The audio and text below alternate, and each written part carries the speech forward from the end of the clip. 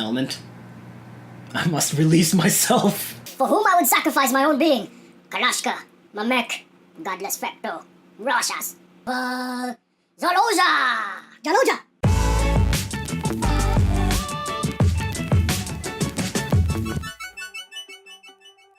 What's up, guys? Welcome back to another episode of Watching Sundays. It's back! The Orville is back. We are here to do our first impressions. We've watched episode 1 and 2. Yes! Oh, man. It's Jaloja. It's finally back. Yes. Jaloja! The great release. Yes. Oh, man. It was good to see all of the characters of the Orville again. Once again. So, first impressions, I'm just gonna say it out of the gate. It was great. It was awesome. It was amazing. I thoroughly enjoyed the first 2 episodes. Right off the bat, we're dealing with a whole bunch of trials and tribulations. Yeah, the trials and tribulations of life, or relationships, love, the hardships of being a parent, being single, being an ex. Just everything. But besides all of that, I think a lot of the humor that they incorporated into this episode was on point. It was on point, spot on. It was almost like this first season never left.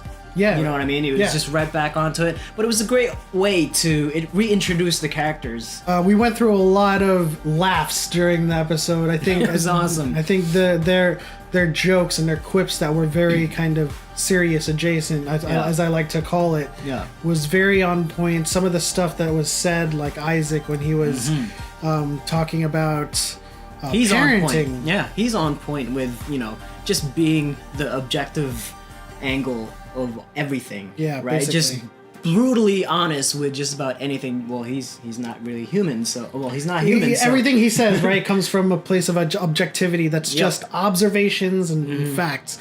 And it was awesome to see how he approached it in that parent-teacher conference, where like a lot of the people who were stunned to believe or to hear the truth, he was like, I come to this from an angle of facts and observations, and clearly this is what happens. And you know what? It would be good to have something like Isaac to exist in everybody's lives. Yeah, something that's just to be objective there. and be like kind of like the tribunal or like the mediator of all arguments or all tiffs. I mean, this whole episode was just relatable. The parental tiffs that we saw on display. I mean, I could relate to that. I'm a parent. I will believe my child's word to the fullest. Yeah, who knows if you they're have lying, your own kind of preconceived notion of your child. Like, I think one of the most annoying things a parent can say, and no offense, is my child would never do that, or my child is honest. You know, and so when that happened, I was like, that one again. It's like they're trying to blame someone else, and they know their child wouldn't do such a thing, and that was one of the things. Also,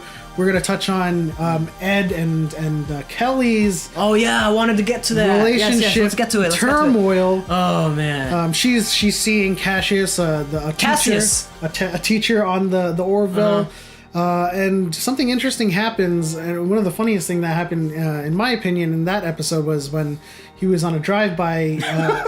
They were having a nice little night together, and then like out of the corner of the frame, just the ship just slowly enters the window, and I knew immediately that was Ed spying on them. And then Kelly's face when she realizes. Yeah, absolutely, that face. That's priceless. Another one of Kelly's faces, right? Yeah. It seems like the tables have turned. Will the Kelly meter matter this season? We have the Kelly meter for this episode, the premiere of season 2. So let's go check it out.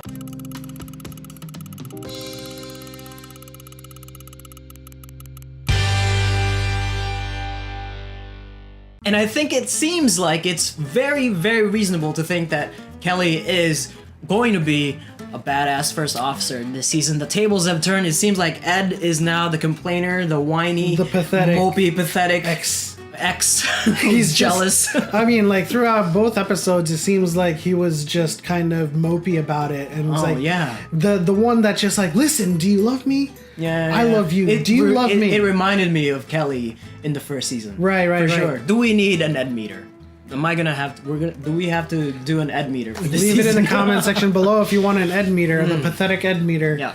But it all revolved around her seeing Cassius, and eventually Cassius. it's Cassius. Okay, eventually it leads to Ed and Cassius meeting and kind of like a weird dynamic happening between the two, where Ed suddenly starts to give him advice and give him insight into who Kelly was, and it eventually earned him his forgiveness. At the That end of the whole episode. part is relatable as well. Yeah, it's just kind of like a really stupid and awkward position to be The in. idea comes forward, right? That you know your ex, and you're like, oh, she's doing this again, or something like that. And then you're doing then yourself you no have to- favors by giving him advice. It almost seems like the whole episode with the relationships and Gordon's attraction to the new officer. Oh yeah, Lieutenant Janelle Tyler. Yeah, She is a pretty one. And Alara's dating woes and trying to find a partner. It seems like this whole episode is an allegory to the Great Release. The Great Release. The Jaloja Oh, that yes. that Jaloja. Bordis goes through. So Yeah. I think everybody's trying to get that release. Gordon Yeah. was the funniest parts of this episode. I mean, Right. him trying to hit on the simulation of picking up a chick, and to him walking towards Lieutenant Janelle Yeah, Tyler. just doing a and he was gonna do 180. it, and then he goes a 180 and comes back and totally susses out. Yeah. Such a fun episode. And then we move on to the I guess an extension of the first episode, right? We have Primal Urges, where Bordis is undergoing his own release. Yeah, his own extended release. Primal right? release. He's suffering from obviously a pornographic addiction, what I would like to call an intergalactic virtual infidelity. I mean, does that count as cheating? I'm sure I'm that not there's sure. many issues with relationships. So I'm trying to wonder whether or not there's this little gray area that happens, because it is a simulation and he's not actually. Oh, physically... that is all out cheating. I mean, if you're just watching porn and you're letting it go, there's no physical interactions with something else. But a simulation, I mean, it's, I don't know what a simulation is. Like, would it be cheating if you were like using an Oculus? Would it be considered cheating if you were in virtual reality on an Oculus, like you said, and engaging in fornication with a virtual avatar versus just watching the porn just for a little rise? Yeah, I don't know. I think there's going to be arguments on both sides whether that's actually cheating or not. But if it does involve physical interaction there, I think that would be or should be considered cheating, right? I guess That's we'll cheating. find out I if you think guys that's leave it cheating. in the comment section down below. If you're just beating yourself to a good release, then I don't think that's cheating. If you're beating yourself to a good Jaloja, then Jaloja! then anything goes, I suppose, right? Yeah. Overall, I think these two episodes were pretty fantastic. But you know what? I'm glad that the second episode had a sense of adventure. Yeah, the planet for sure. Nixia. Yeah, the planet Nixia is disintegrating, being swallowed up by its own planet, and that was a sci-fi element that I really enjoyed. The virus that was caused by downloading illegal porn caused the ship to malfunction, and that was really cool. I'm glad it wasn't just all 2 episodes of like relationships and it gave the right amount of like suspense, the right amount of stakes were involved. And so judging from the preview of the season moving forward, it looks like there's going to be a lot of that this season. Yes. But I'm expecting great things from this season. The humor was on point these 2 episodes. I think the subject matters were very relatable. Yes. And of course, my favorite, Alara, she was on point in these 2 episodes too. There wasn't too much of her. There wasn't a lot of her. But when we did get her, like there was some nice moments. Yeah, I mean, I don't expect us to have a Firestorm episode every time we want to see Alara. I appreciated Alara's, dynamic with Dan. And Dan was hilarious and too. just His her- poem was amazing. Yearning, passion, search. Who will feed the coals of joy in the stove of emotion? My fingers ache to penetrate the hearth. Love is the fish hook that hooks the fish. Yeah, and just her interactions with trying to get a date and trying to secure her own love life. Yeah. In comparison to everyone else in that episode. So, but she remains my favorite. So Yeah. regardless, whatever I see of her is always going to be awesome. Awesome. What did you think of this episode? You want to go to the meter?